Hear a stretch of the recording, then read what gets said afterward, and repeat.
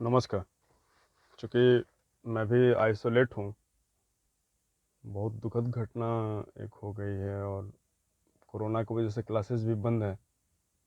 तो मैंने सोचा कि कुछ ना कुछ दिया जाए अपने तरफ से विद्यार्थियों को, जिससे कि उनकी पढ़ाई भी ना रुके और हमारे और उनके बीच का अट्रैक्शन भी बना रहे। इस क्रम में मैंने सोचा कि मैं कोई क्लास या कोई उस तरह की बात नहीं बताऊँगा कि ये आएगा पेपर में, वो आएगा पेपर में। क्योंकि ये जो समय अभी चल रहा है, एक्चुअली ये न तो पढ़ने में मन लगेगा, न तो पढ़ाने में मन लगेगा। ये पूरा का पूरा आपदा और विपदा का समय है।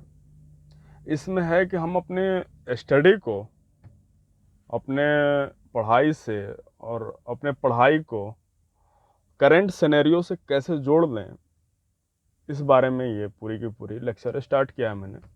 और इसमें फोकस ये है कि आज की समस्याओं को हम पीछे से भी जोड़कर देखें। इस क्रम में चूँकि मैं आप लोगों को रज़िया सुल्तान तक पढ़ा चुका हूँ और क्लासेस उसके बाद भी चलेंगे, लेकिन अभी मैं शुरू से ही मध्यकालीन हिंदुस्तान स्टार्ट करने वाला हूँ और करने जा रहा हूँ, वाला नहीं हूँ, जा रहा हूँ करने। जिसमें कि सबसे पहला जो परसेप्शन हमारे दिमाग में बनता है या दिमाग में बनाया गया है, वो ये परसेप्शन है कि हिंदुओं पर इस्लाम ने आक्रमण किया। क्या यह सही है कि हिंदुओं पर इस्लाम ने आक्रमण किया? या ये परसेप्शन सही है कि एक राजा पर दूसरे राजा ने अपनी हितों के लिए आक्रमण किया? क्या यह भी सही है कि एक राजा दूसरे राजा से अपने राज्य को संरक्षित रखने के लिए आक्रमण किया? दो तीन सिद्धांत निकल कर आते हैं इसमें एक्चुअली, और उन्हीं सिद्धांतों को हम पढ़ेंगे इसमें और समझेंगे कि एक्चुअली हुआ क्या है। अब कहानी स्टार्ट होती है मोहम्मद साहब के जन्म से। मोहम्मद साहब का जन्म होता है अरब में, और जन्म से उन्होंने संघर्षरत कबीलों को, जितने भी कबीले जो आपस में लड़ रहे थे, उनको एक बना दिया। और एक बनाया किस आधार पर? एथिक्स के आधार पर, मूल्यों के आधार पर। वो मूल्य कौन थे जिसको फ्रांस के क्रांति ने अपने अंदर शामिल किया? बंधुता, समानता इत्यादि के आधार पर वो अपने आप को शामिल कर ली। लेकिन तत्काल सिनेरियो को हम देखें तो पूरा विश्व जो था वो सामंतवाद की होड़ में लगा हुआ था। हम आप लोगों को सामंतवाद पढ़ा चुके हैं कि सामंतवाद कैसे इमर्ज करता है और कैसे वो सामंतवाद राज्य के लिए या देश के लिए दुखदाई होता है और कैसे राज्य को, फिर राजा को परेशान करता है। अब एक पक्ष तो हो गया कि पैगंबर साहब आगे उन्होंने कुरान वगैरह की जो भी बातें हैं किया उन्होंने, ठीक है। अब दूसरा पक्ष जो निकल कर आता है, जो संघर्षरत कबीले थे आफ्टर पैगंबर साहब, वो फिर संघर्ष में आ गए। कहीं पे उत्तराधिकार की लड़ाई, कहीं पे सत्ता की लड़ाई, कहीं पे साम्राज्य को विस्तार करने के लिए लड़ाई होने लगा। ये होते होते एक बहुत अच्छा और उम्दा कैरेक्टर आता है इतिहास में, मोहम्मद गजनी। मोहम्मद गजनी सेंट्रल एशिया में तो विख्यात है, लेकिन भारत में कुख्यात है। विख्यात और कुख्यात का हम लोग सेंस समझते हैं कि विख्यात कैसे और कुख्यात कैसे है। भारत में उसको कुख्यात इसलिए बोला जाता है कि उसने मंदिरों को लूटा, हमारे राजाओं पे या भारत के राजाओं पे आक्रमण किया।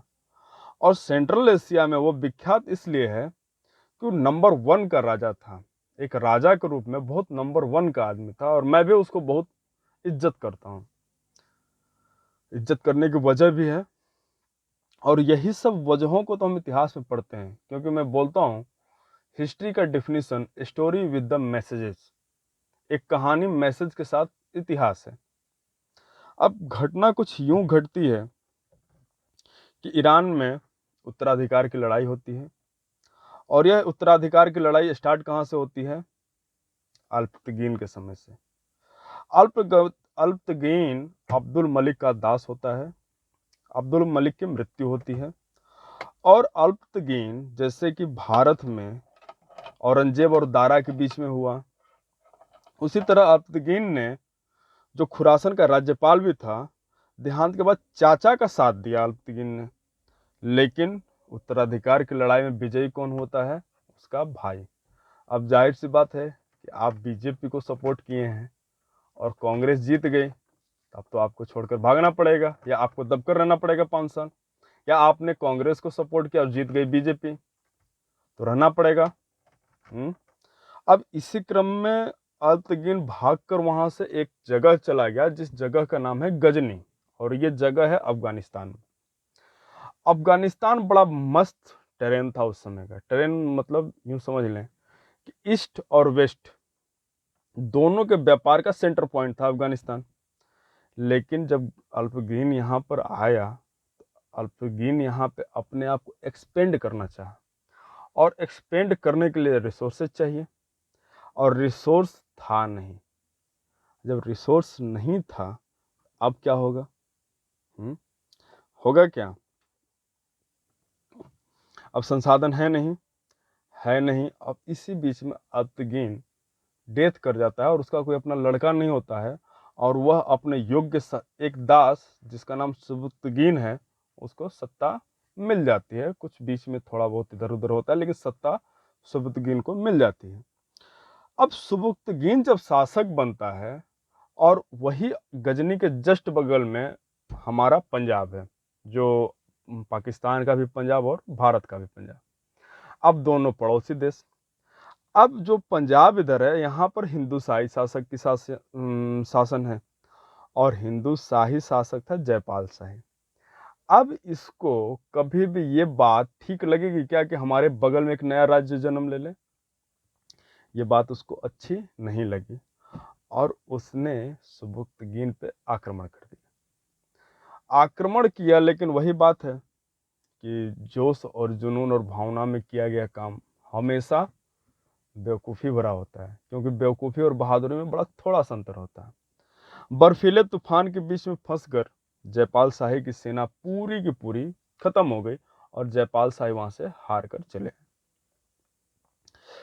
चले आए।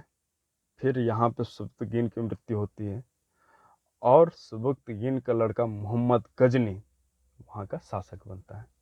छोटा सा लड़का, एकदम एकदम युवा, यंग एज। जयपाल शाही सोचे कि अभी नया नया लड़का है और चलते हैं, निपटा कर चले आते हैं। गए, लेकिन मामला उल्टा पड़ गया। मामला उल्टा क्या पड़ा? वो हार कर चले आए, और हार कर आए, बड़ी कष्ट हुई उनको, जयपाल को, और अपने पुत्र आनंदपाल को गद्दी देकर और स्वयं आत्महत्या कर ली। अब गजनी एक नया करेक्टर आ गया है, और नया करेक्टर भी है, जोश है, एक हिंदू शाही शासक को पराजित कर चुका है। अब इसको क्या चाहिए कि अफगानिस्तान में तो रिसोर्स है नहीं, और इसको राजा बनना है, अपने क्षेत्र को विकसित करना है, सेना बढ़ानी है।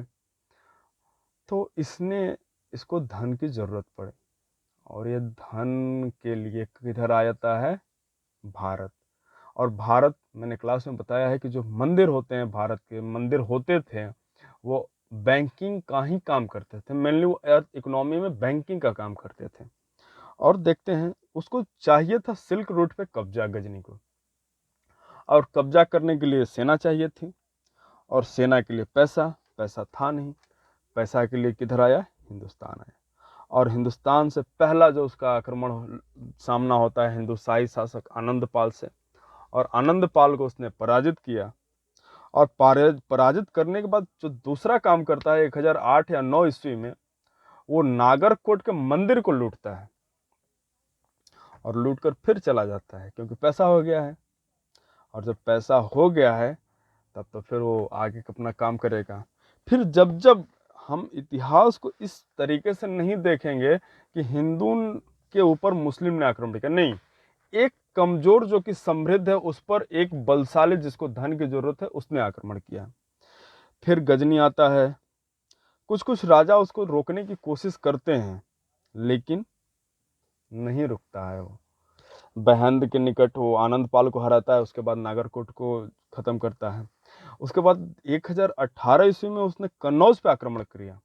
और मैंने आप लोगों को पढ़ाया है कि कन्नौज उस समय क्या था? वो एकदम मान लीजिए कि सेंटर पॉइंट था, कन्नौज पे आक्रमण कर लिया और वहाँ पे गुज्जर प्रतिहार वंश के शासक को हरा देता है। बहुत आसानी से, बड़ा अच्छे तरीके से वो सबको निपटाता जाएगा, कोई उसका विरोध भी नहीं करेगा, समझे। उसके बाद वो त्रिलोचन पाल को परास्त करता है, फिर उसके बाद विद्याधर को परास्त करता है, उसके बाद कीर्तिराज को संधित करने पर मजबूर करता है, कालिंचर को जीतता है। उसके बाद सोमनाथ मंदिर पहुंच गया, और सोमनाथ मंदिर तो बहुत धनी मंदिर था, और यही उसकी धनाढ्यता के कारण उसको भी लूटा जाता है, और खूब बढ़िया से लूट कर और फिर यहाँ से चला जाता है।